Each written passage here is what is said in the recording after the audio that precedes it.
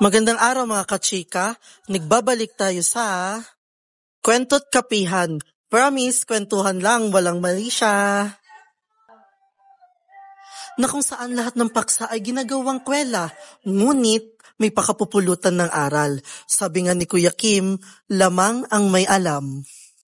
At bago ang lahat, nais ko nga munang magpakilala. Ako si Owens at ito ang Kwento't Kapihan. At bago tayo dumako sa ating paksa ngayong araw, nais ko munang pasalamatan ang Beautiful Bahay, Artificial Flower and Coffee Shop. At ito na nga, usaping ortografiya. Ortografiya? Ano nga ba ang ortografiya? May kinalaman ba to sa usaping pagmamahal ng host? Siyempre hindi, dyan kinagkakamali. Pero hindi rin siya nalalayo sa usaping pagmamahal dahil ang ortografiya ay para siyang pagmamahal sa sariling wika. Magandang umaga, ako si Jana, ang reyna na konti lang magsalita pero sa pool at sagad na sagad. Sa Usapan! Ako naman si Mika, ang inyong hugotera na para bang lahat ng inyong matututunan sa buhay ay tila konektado sa pag-ibig. Ako si Ruby, ang palaging handa niyong kachika na may palaging dalang kaalaman sa lahat ng bagay. At syempre, hindi ako mawawala kasi Alex, ang inyong taga-halangwe, talaga ba sa mga bawat hanas nyo? Ito na nga, mga kapamilya, kapatid o kapuso. Ano nga ba o saan nga ba galing ang salitang ortografiya? Ayo, parang napag-aralan namin. Pero kalimutan ko na eh. Ay, oo. So, ano siya? Galing siya sa salitang Espanyol na ortografiya at salitang Greek na orthos o graphing na ang ibig sabihin ay tamang paraan ng pagsulat. Kuha ba? Alam niya. Totoo ka dyan. Parang nagpadala ka lang ng mensahe sa hinahangaan mo na may tamang pagbaybay ng high imbes na high na may madaming H sa dulo. Tumpak. Kasi baka pag maling pagbabaybay mo, sasabihin na sa'yo na wala kang ortografiya sa puso mo. Oh. Diba? Nga pala, kung usapang puso, naalala niyo ba yung baybayin? Kalain niyo yun, may 17 na simbolo na may 14 na katinig at 3 patinig. Parang emoji pack lang ng mga ninuno natin eh. No? Grabe, sobra naman yan. Sobra naman sa mga emosyon. Pero alam mo, tama ka dyan eh. Kaya nga yung mga tattoo na baybayin. At baybayin pala yun Baybayin pala yun siya. Tumpak. Tapos alam mo yun, wala sila dating CFJ, pero nakakagawa sila ng mga ano ulit yun? Yung mga tula, tsaka mga liham. Uy, pero wag ka nung 19 at 4 na po. Nagkaroon tayo ng abakada na may 20 letra, pero wala pa rin CFJ, tapos QVXV. Wait, wala silang letrang V, no? Paano nila babanggitin yung volleyball or kaya si Vice Ganda? Siyang tunay. Siyang tunay. Pero yun nga, tama yung sinabi mo, Jana.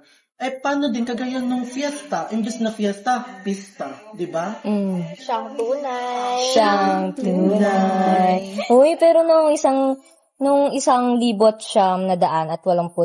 taon, naging 28 na yung letra natin. Parang noon at ngayon na TikTok transformasyon.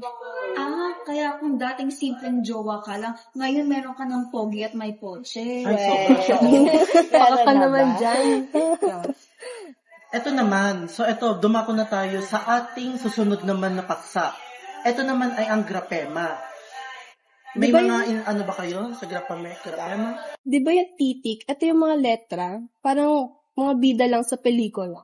Sa totoo lang. Tapos yung dititik naman, yung tuldok, tas bantas, yung sumusuporta. Parang NPC lang, ganun. Huwag kayo kahit ganun yung dititik. Importante yan sila. Kasi kung wala sila, baka maging iba na yung kahulugan ng mga sinasalita o sinusulat natin ngayon. Sa bagay, isang tuldok lang, baka...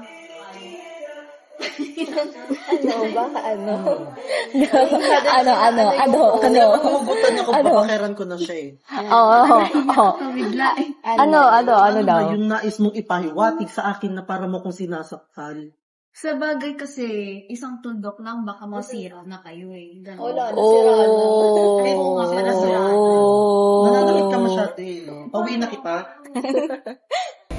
Pero diba kasama din dyan yung patinig tapos panghalip?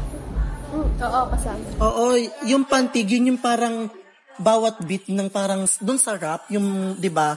Yun yung pantig. Ganun yung parang pinakamabilis or malapit na ano niya, halimbawa. Parang hugot lang yan, te. Hatiin mo yung salita. Parang yung ginawa niya sa puso mo. Ako na naman, Nino. Pauwi na kita, gusto mo? Binubunot mo ako. Kaya na namin yan, kami na lang. Kami na tuloy ng podcast. Sige, bye-bye. Bye-bye. O, ano Huwag pa? naman ganyan. At Yeah, least joke lang yan, yun. patuloy. Hindi katulad ng mga lalaki. Yung ex mo. Ah, oo nga, no. Mapanakit ka din. Book na rin kita. Para ano, masaya. Parang ano yan, parang nang at nang, nakakalito palagi. Parang Sa bagay. sense. Totoo yan, totoo yan. Madali lang siya, pero medyo na makakalito kagaya nga nung sinabi mo, nakakalito talaga yan. Tapos yung mga maikli naman, pantukoy lang siya, di ba? May alam niya. Na baliwanag niya. Ang mahabang lang at ikling lang. Ang dali lang pala tandaan, no? Oo, madali lang talaga siya. Medyo nakakalito lang talaga siya. And alam ko pati yung mga manonood natin dyan, nalilito rin sila. Pero at least kahit papano, napanood nila yung podcast natin na to, may mga natututunan yan sila. Oo, Siyang tunay. Siyang tunay. Ayan. Ikaw na. May sasabihin ka ba? Les, si Mika, baka masasabihin ka. Nasabi ka. Oo nga parang yung nang at nang talaga, nakakalito yan eh. Kahit ako, ang tagal ko ng nag-aaral. Na ang hirap. Oo. Sa totoo lang. Totoo. Talaga kahit na nandito na tayo sa Pilipinas, yan talaga isa sa mga talaga nakakalito kahit kayo mga kagaya natin, 'di ba, na medyo may edad-edad na, may edad. Pero 'di ba, sa totoo lang naman din, una kapag yung salita ay nagiging katawa-tawa na. O kaya naman pangalawa, 'di ba? Yung sa pangalawa naman, yung kapag hindi na siya kaaya-ayang pakinggan. Tama. Ako naman. 'Di ba? Ito na yung parang senyales na manatili ka kung sino ka. Totoo. Pangatlo, kapag nasisira ang kahulugan ng kultura. Pang-apat, yung kung mas popular pa rin yung anyo ng orihinal. Diba? Total, napag-usapan na natin yung tamang paggamit ng salita. Alex, chika mo naman yung salitang shokoy. Chika mo naman. Ito na nga, para sa pagtatapos ng ating, chikahan. Alam nyo ba na ang salita o mga salitang shokoy, dapat tayo mag-ingat doon? Sandali. Ano muna yung shokoy? Hindi ko alam yun eh. Serena.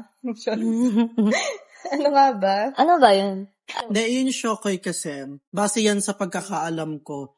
Ayan yung parang ano ang tawag dito? Nasa dulo din ng dila ko at nangahawa kasi siya eh. Siya, like anong tawag dito? Ayun yung mga kunwari, imbis na level, naging level. Yung mga ganon. Oo, katulad ng duty free, naging duty Yan, free. tama. Okay. Grabe naman. Talaga lang Pero alam niyo, para sa akin, nagpapasalamat ako kasi nandito kayo sa podcast ko ngayon, 'di ba? So, sana marami pa tayong podcast na pagsasamahan para naman sila, 'di ba, makita ulit nila kayo kasi alam ko gusto nila kayo ulit niyan makita. Kahit hindi sila nagsasalita dyan, alam ko yan na gustong-gusto nila kasi dama ko na yan silang lahat. Pero, sa kabilang banda, kukunin ko na to para may pakita natin kung ano ba talaga, kung tong mga kasama ko ba talaga dito, kasi kanina pa sila nagsasalita, ang dami nilang hanas, mga kung ano-anong mga sinasabi nila. Pero, di ba nga, sabi nga sa title namin, Kwento't Kapihan, promise kwentuhan lang, walang mali siya, pero marami siyang kapupulutang aral. Kaya naman ngayon, gusto kong iparanas sa mga kasamahan ko na kung mababanggit ba nila ng maayos yung titulo ng ating podcast. So, ano ang titulo nating podcast? Siyempre, kwento't kapihan. Iba talaga kapag kwento't kapihan siya, di ba no? Mga ganun, danas na danas niya yan, mahilig siya dyan. Huwag kayo mag-alala. Kaya yung mga nanonood dyan, mahilig to, nahihiya lang. Ikaw din, di ba? Ano, ikaw? Kwento't kapihan. Iba din yung pagbanggit niya ng kwento't kapihan. yan. Parang talaga nang may danas na siya, no? Parang 100 na niyang naranasan. Di ba? Danas na danas. Di ba? Pero sabi nga, dapat puro kaalaman pa din. So, ikaw naman. Kwento't kapihan. Mas sobrang smooth yung kwento, no? Pero sa Tagalog nun, sobrang lang, yung swabe lang, 'di ba? Pwede ako magkamali, papayagan ako niyan, 'di ba? Isa lang naman 'di ba? Agree yan. Gagalaw yung camera yan, gaganon yan. Ay, napapahiya ako, hindi yan gagalaw. Hindi ko tatapusin 'to hangga't di gumagalaw. Ganonin. Gaganon yan. Agree ka, 'di ba? Hindi dapat ganun. Isa pa, agree ka, 'di ba? Wow, grabe. Muntik pang masira. Sobrang yoko. Ito na yung pinakahuli. Ikaw, anong tanong? Kwento't kapihan. Ay, banal yon. Sabi nga ni Binibining Sanya Lopez, ang ating Hot Maria Clara, no? Diba? Parang ganun siya. Bago natin tapusin o formal na tapusin itong podcast na to, nais kong magpasalamat o naming magpasalamat sa beautiful bahay, artificial flower and cafe na sobrang maganda, elegante, di ba, no? Kaya maganda ang ating ngayon. So, ayun lang. Hanggang dito na lang siguro sa ngayon. Kaya, nagpapaalam na kami. Bye!